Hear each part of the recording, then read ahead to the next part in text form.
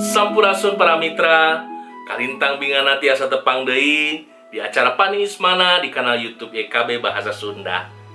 Sata acan urang ngabandungan pangnyepan dinten ieu, hayu urang neda nyuhunkeun pitulung Gusti Yesus.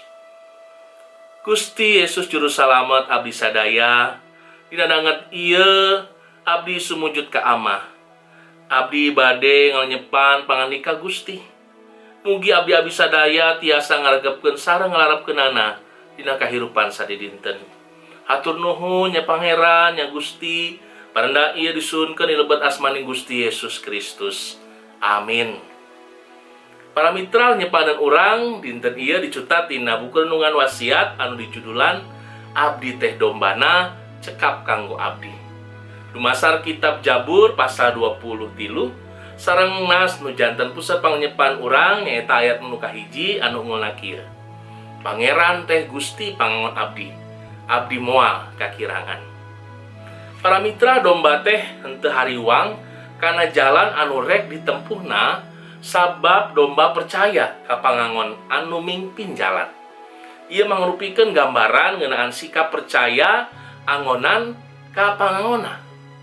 Domba henteu kagungan kamampuan pikeun ngareka tujuan hirupna sorangan.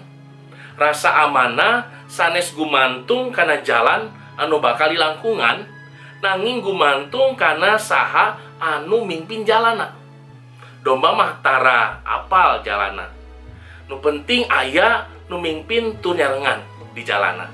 Tinang tu dugi kanu dituju.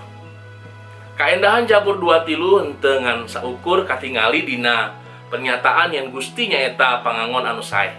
Tapi oge dina sikap domba nyaeta umatna dipayuneun pangangonna.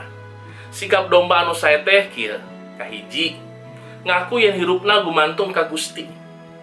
Domba teu tiasa hirup mandiri, perlu dipingpin ku pangangonna pikeun manggihan sampalan jeung sumber cai.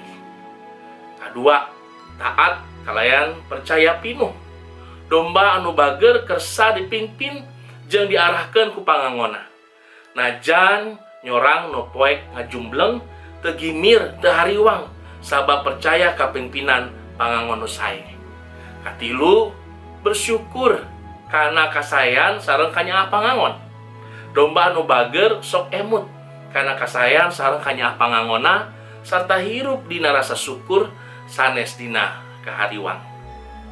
Kumaha simkuring saderek sadaya upami Gusti teh janten pangangon anu sae kanggo urang sadaya. Nah urang oge tiasa nyarios simkuring domba anu sae kanggo Gusti. Hayu urang nenedah.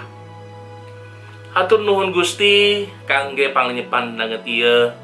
Abdi sadaya diemutan supados janten kawanan domba Gusti anu hade.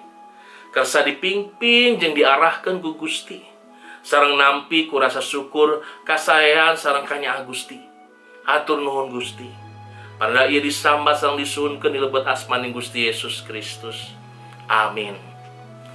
Para mitra rupina sakitu anu kapihatur pangnyepan dinten ieu, mugi janten berkah kangge urang sadayana.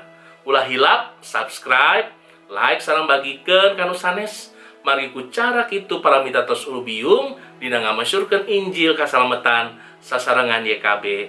Gusti Yesus ngaberkahan.